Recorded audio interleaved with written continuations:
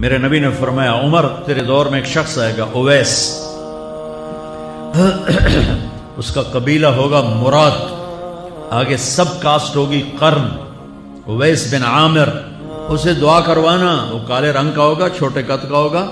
اور اس سے دعا کروانا، دعا تو بھی کروانا، علی تو بھی کروانا، علی اور عمر، اویس ان کے لیے دعا کریں۔ انہوں نے پوچھا کیوں؟ کہ اس نے ماں کی خدمت کر کے اللہ کو اتنا راضی کر دیا ہے، جب وہ ہاتھ اٹھاتا اللہ خالی نہیں لوٹاتا۔ اللہ کی قسم عمر و علی کو اویس کی دعا کی ضرورت نہیں تھی،